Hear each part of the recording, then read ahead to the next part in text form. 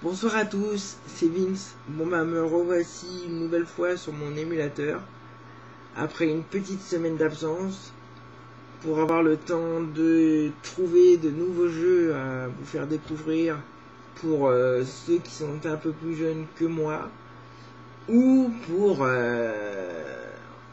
faire un peu de nostalgie aux plus anciens. Je ne vise personne bien évidemment. Donc cette semaine j'ai décidé de commencer par un jeu que tout le monde connaît et que j'avais dit que je testerais bien évidemment. Il s'agit de Tintin et le Temple du Soleil, développé par Infogrames. Et oui, encore. Ça va bien me mettre en forme pour la soirée. Car comme tout le monde le sait, les infogrammes, c'est de la balle. Bien évidemment, on a encore le choix entre le français, l'anglais, l'espagnol et l'allemand. Hein, on va éviter de prendre l'allemand. C'est peut-être mieux. Ja. T'as fou les docteurs, nous allons jouer à Tintin et le Temple du Soleil. Non, ça y est, je vais éviter de prendre mon accent germanique. Et puis, voilà, je vais vous faire découvrir le jeu. Bon bah, comme vous pouvez le voir, vous voyez la couverture de la BD, qui est très bien, ceci dit, mais en BD seulement. Parce que le jeu, c'est une vraie horreur. Donc je vous propose de mettre les options, parce que...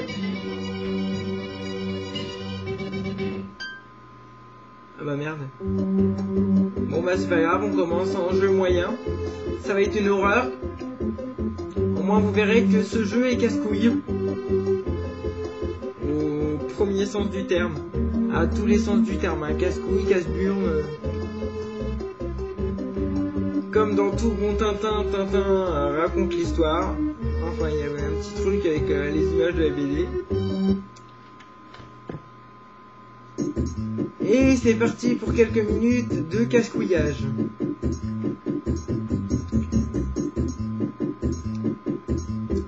Car je vous explique, la vidéo sera pas très longue, vu que le jeu est injouable, encore plus injouable que son aîné, bien qu'il soit sorti après.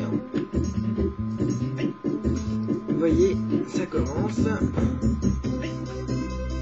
Bien évidemment, un conservateur du musée, ça peut nous toucher.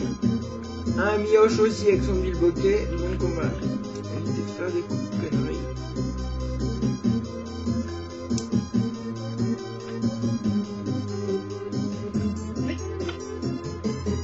Ah, c'est ça, alors les difficultés, ils ont rajouté des personnes en plus pour nous faire chier. Ouais.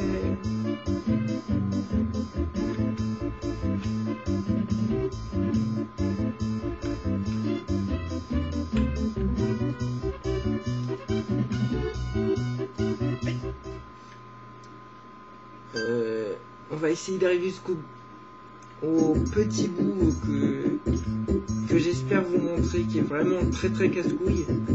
C'est vraiment pas au fin fond du niveau, mais bon. C'est au bout de la ligne droite en fait.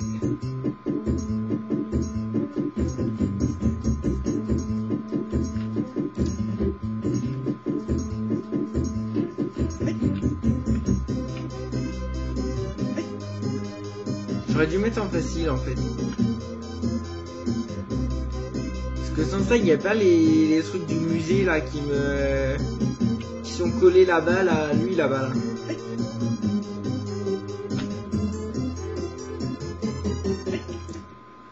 Et voilà, j'ai pas vu ma connerie, donc désolé, j'avais pas les yeux devant.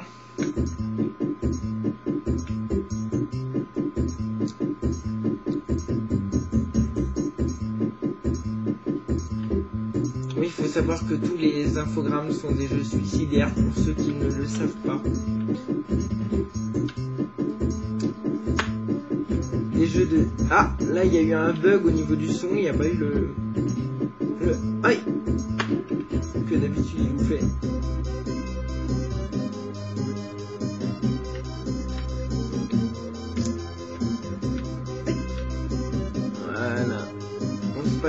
va à l'arrache. Hein.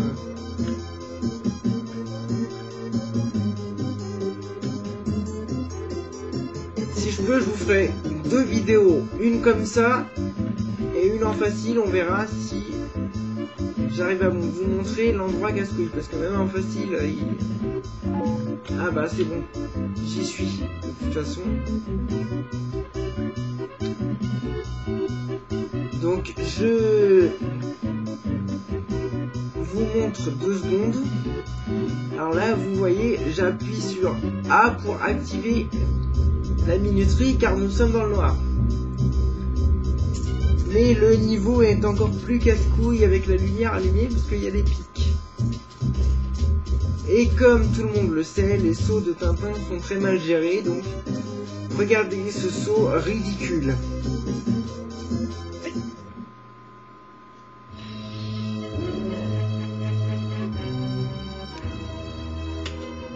« 0% du jeu effectué », oui on le sait.